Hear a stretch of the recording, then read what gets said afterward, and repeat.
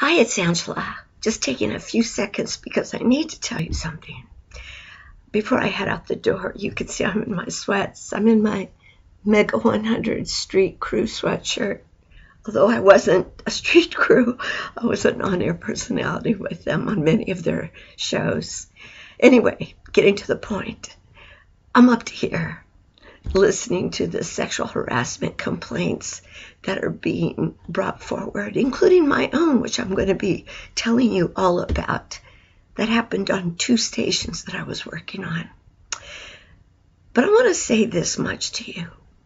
With the Republican Party endorsing more, knowing that these women have come forward, and the fact that Donald Trump, who was made president of these United States of America, is still in office, and yet these poor victims have been silenced somehow. Let me tell you this.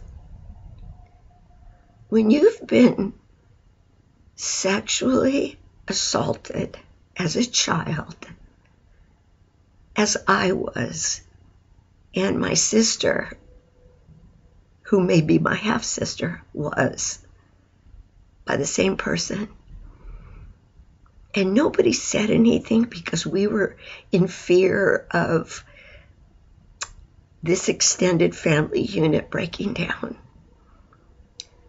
To end up into my adulthood, raising 4 boys alone, and being sexually harassed, accosted, and assaulted in my workplace, and I still could not say anything because I needed to earn income to replace child support, which could not be paid on purpose.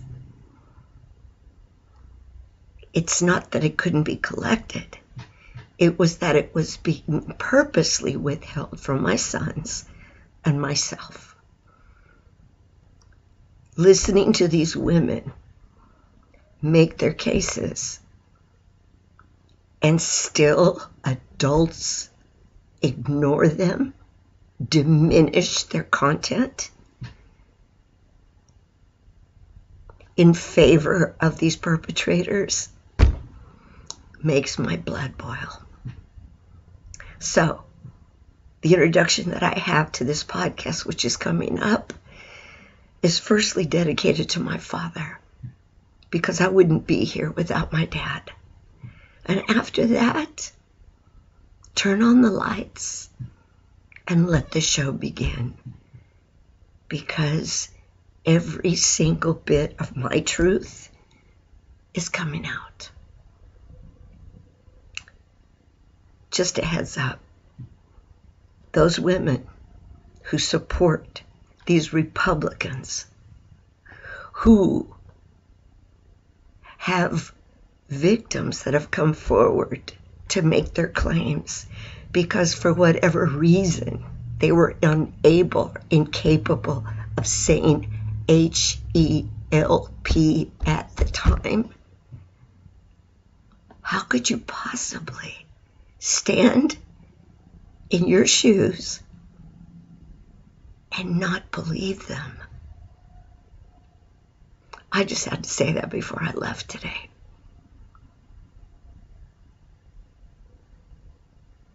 This is the worst state of affairs I have seen this country be in morally.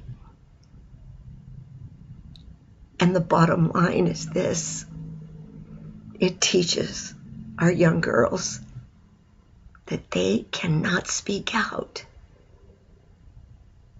because as adults, no one believes them. Think about this. Think about the path that you are allowing to exist for perpetrators to step into private spaces within young girls. Let me back that up. Children, young girls, and women, in fear of them not saying a word because they will not be believed. Now I'm angry, but I'm going to say my piece. From a child with my sister till my adulthood.